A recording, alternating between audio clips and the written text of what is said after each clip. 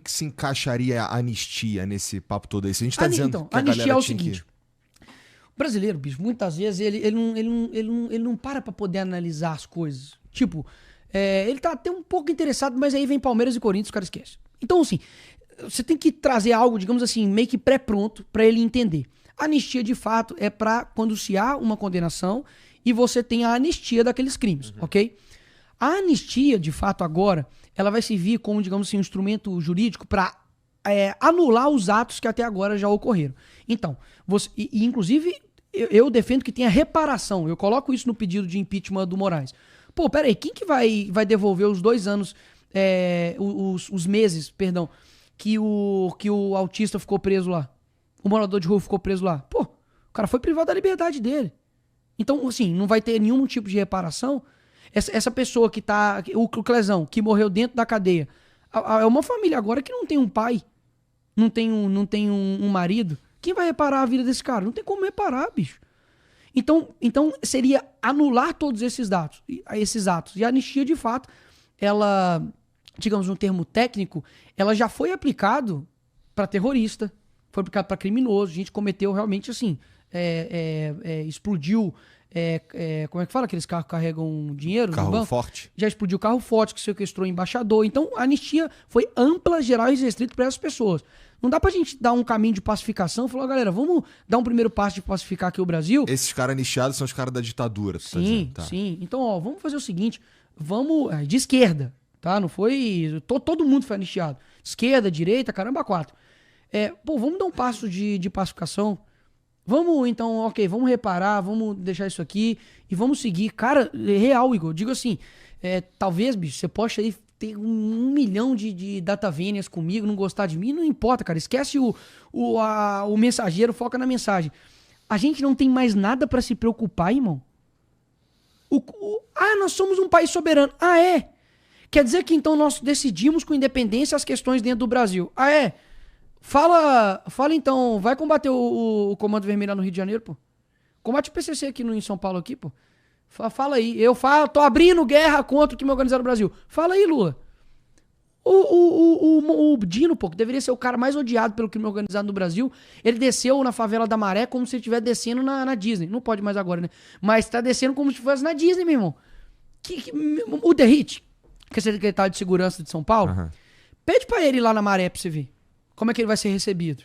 Pô, se ele não for, meu irmão, com uma estrutura de carro forte, de armamento, ele não entra onde é que o Dino entrou. Então será que nós não temos mais nada mesmo pra poder resolver? E outra coisa, ano que vem vai completar 18 anos do PT no poder. A culpa é toda do Bolsonaro? A culpa nunca é deles. Então a culpa do Nordeste, que sempre foi colocado o governo ali dos caras, sempre tiveram dentro ali do maquinário público, a culpa não é deles. Coincidentemente, tem um dos piores IDH do Brasil. Pará. Tá fazendo agora um evento que chama... COP30. Bilhões. Sendo que o Pará, praticamente quase que... Vou dar um dado errado aqui, mas pesquisa aí. Quanto que a população do Pará tem de saneamento básico. Perdão aqui o palavreado. A galera não tem onde cagar e as pessoas estão preocupadas com a mulher que escreveu perdeu uma mané numa estátua. Isso é uma sociedade que pra mim tá num nível... de uma saúde mental e moral doente, cara. Doente. Pô, todos os caras... Meu irmão, o Youssef, que foi responsável aí, cara, Lava Jato, Doleiro, Caramba 4, foram anulados todas as condenações do cara. Me fala um corrupto hoje que tá com tornozeleira, Igor. O Sérgio Cabral. Ele tá com tornozeleira? Tá. Mas ele tá onde? Tá em casa, lendo livro. Tá lá, lendo um livro, sendo um influenciador quase, pô. Ele daqui a pouco vai estar, enfim, dando palestras aí. Bolsonaro tá de tornozeleira. O Bolsonaro, mas é corrupto? Eu falei de corrupto. O que o Bolsonaro roubou? Eu não sei. Nem eu sei, nem ninguém. Nem você, nem ninguém. Então, mas assim, é que eu não... realmente, eu não sei. Então vamos lá, se ele tá preso... Vamos lá, ele tá tornozeleira eletrônica pelo quê? Qual que é o motivo da prisão domiciliar do Bolsonaro? Porque ele pode... Bom, ele tem uma porrada de coisa que tá acontecendo, né? Inclusive tem a ver com o papo dele não poder falar com um filho específico, que é o Eduardo Bolsonaro, que tá nos Estados Unidos, que teria articulado alguma coisa no caminho da gente sofrer as sanções do Trump ou da lei Magnitsky ser aplicada nos caras. E ele tá de tornozeleira pra ele não fugir que nem a Carla Zambelli. Mas vamos lá. Quais que já foram as tentativas ou, digamos assim, indícios de que o Bolsonaro fugiria, bicho? Bom, eu também concordo contigo que não... que eu não descarto a possibilidade de ter uma porrada de decisão baseada em política e como isso vai aparentar e quais serão os efeitos disso, que nem teve com o Lula. Sim, eu tô querendo dizer o seguinte, quem transformou a prisão de cadeia para prisão domiciliar do suposto ou praticamente o mandante da Marielle, que foi o Chiquinho Brazão, foi o Alexandre de Moraes. Transformou a cadeia, digamos, a pena dele para prisão domiciliar. É isso que eu tô te falando. A falta de proporção, cara, das medidas são muito grandes. Ah, não, porque um vai fugir, aí tem que ter tornozeleiro eletrônico, o outro matou uma pessoa, tá de tornozeleiro eletrônico e prisão domiciliar. A gente não tem senso de proporção mais, não?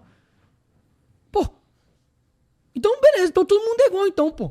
Você não difere em nada do Champinha. Não, eu suponho que eu tenho bastante diferença. Sabe por quê? Não, vamos lá. O Bolsonaro não pode, não pode dar entrevista, beleza? Sabe quem deu entrevista? Inclusive dentro da cadeia? O Lula. Bom, o Lula não pôde ir. O Marcola, Suzano Richthofen, Champinha. Do irmão, eu acho. Não, ele foi liberado pro enterro do neto dele, não? Acho que foi. Eu acho que não. Deixa eu ver. Vamos ver. É justo ver. Vê. O Lula foi liberado. Quem foi? Foi a esposa dele que morreu? Não, o neto dele, não, bicho. Liberado pela justiça, Lula participa de velório do neto em São Paulo e retorna ao PR.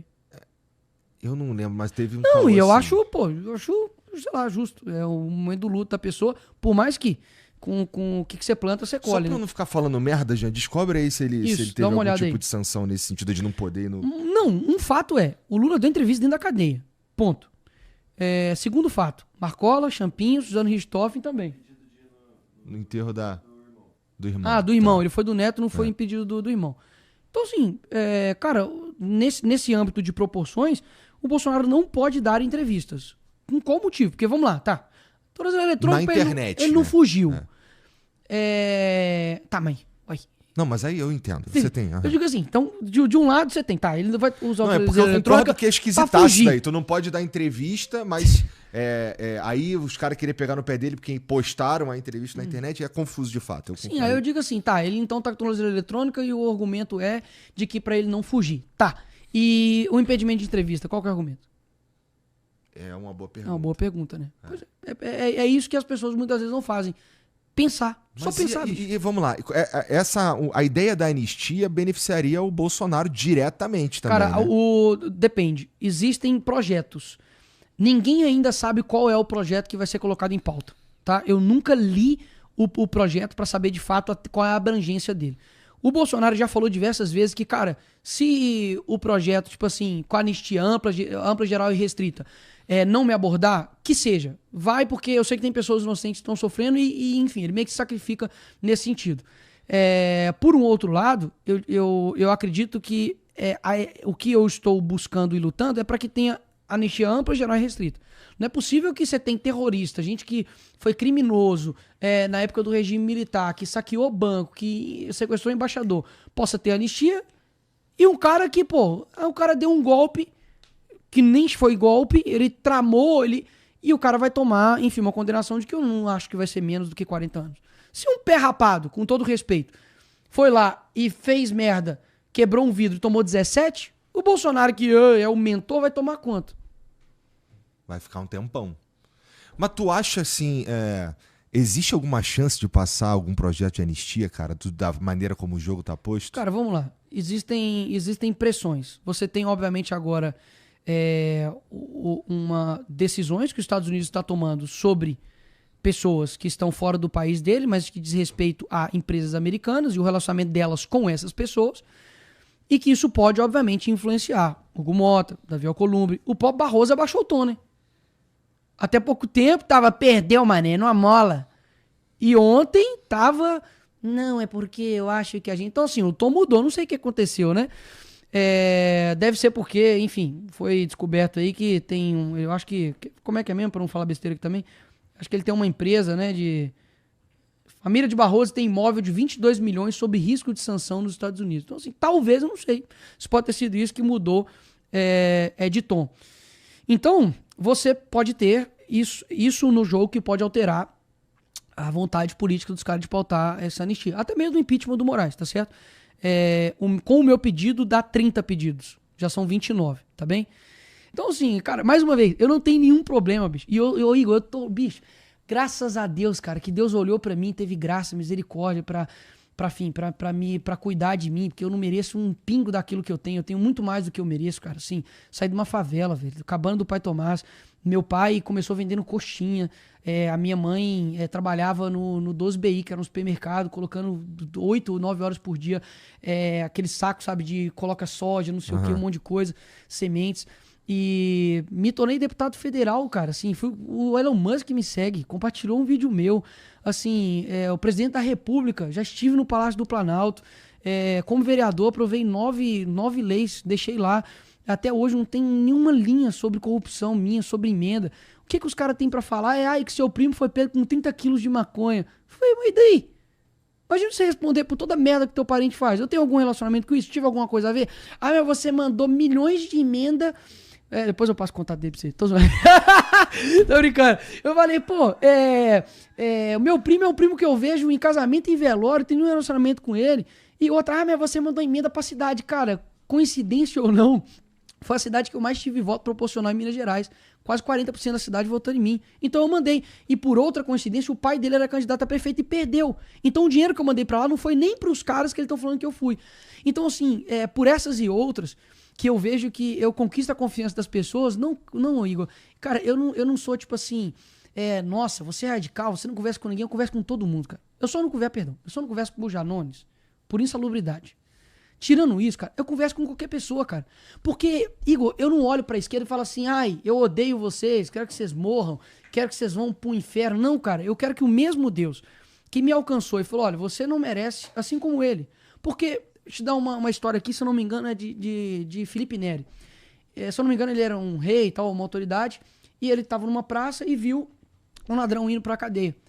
E aí ele chega e fala assim, lá se vai, Felipe Neri, se não fosse a graça de Deus. Então eu me sinto da mesma forma. Poderia ser eu, cara. Poderia ser eu. Então eu sempre vou estar com o meu braço, o meu coração, do meu lado cristão aberto, para se uma pessoa quiser conversar comigo, eu conversar com ela. Pô, você acha que eu quero que feminista morra? Não. Eu quero que ela seja alcançada por Cristo e pare de apoiar matar criança dentro do ventre. Nicolas, você quer que o quê? Que o Lula... eu quero que ele pague pelos crimes que ele cometeu. E eu quero que, nem que seja nessa hora, na hora da cadeia, ele encontre Jesus, cara. Paulo não matava cristão? Tomara que Janones encontre o Senhor. Porque Paulo, que matava cristão, se tornou o maior evangelista, o Janones, que é o maior mentiroso, vai ser o maior divulgador de verdade. Então, paralelamente, o que eu sinto, e para poder encaminhar para o fim, é o seguinte. As pessoas, Igor, acabaram perdendo a esperança naquilo que realmente tem a esperança, que é o Senhor. As pessoas transferiram para a política a responsabilidade das atitudes delas individual. Isso é muito fácil, né? Fulano de tal me salva, fulano de tal vai salvar meu filho, fulano de tal vai cuidar da minha família. Cara, a política não tem a capacidade de redenção. Quem faz isso, eu acredito como cristão, é o Senhor, cara. Ponto. Ele fez isso na cruz, morreu, me sacrificou por mim, e nele eu tenho essa salvação. Agora, quantos lares, bicho, não foram destruídos, tipo assim, de não querer conversar, de não querer, sabe... por conta de uma coisa que é vã esperança. Você pega Salomão, inclusive, eu trouxe esse livro aqui, que chama Meditações em Provérbios, e eu quero te dar, ele é de Charles Spurgeon. Obrigado, cara. Ele é considerado o príncipe dos pregadores. Aqui são 22 provérbios que fala sobre amor, sobre caridade, sobre humildade, sobre, enfim, amizade. E eu quero te dar esse livro. Obrigado, porque cara. Valeu. Esse cara realmente ajudou muito a mudar minha vida, junto com vários outros. C.S. Lewis. Bonito. Cara, Santo Tomás de Aquino, Santo Agostinho, Francisco Fausto, enfim, A.W. Tozer, muita gente boa. C.S. Lewis, que me ajudou muito na minha caminhada cristã. E quando você olha, cara, pra minha figura referencial de todas, quando eu olho, ela se chama Cristo. E todas as vezes quando eu entro lá naquela Câmara, eu entro naquele Congresso, eu falo assim, cara, o que Cristo faria? Assim, eu mesmo pessoas que eu divido, e eu sei que ele não vai ter problema nenhum de eu expor isso aqui, e eu também não fiz problema em me gabar ou falar disso aqui não, mas é o meu coração. Eu vi que um dia o Kim Kataguiri, ele deu uma entrevista falando que, tipo, até tava tomando remédio, depois que o pai dele, enfim, morreu, entrou numa depressão e tal, tudo mais. E eu lembro que eu vi aquilo dali, cara, eu falei, bicho, caramba, velho. Se eu perder meu pai, né? Ele falou assim, cara, eu sou deputado federal agora, fiz isso, meu pai não pôde ver. E hoje eu, como pai, eu olho e falo assim, cara, e eu perdi também um tio que eu considerava um pai, e eu lembro que quando eu tava indo pro meu casamento, nunca tinha acontecido isso comigo. A minha ficha caiu, cara. Eu falei assim, caramba, velho, meu tio não vai me ver casar. Ele não me viu virar deputado federal. E eu senti a dor dele. E numa proporção bem menor, né? Porque era o pai dele. No caso dele, E aí tinha um livro que eu li que chama A Anatomia do Luto, que é de C.S. Lewis, e me ajudou muito. E aí, no primeiro, acho que mês, ou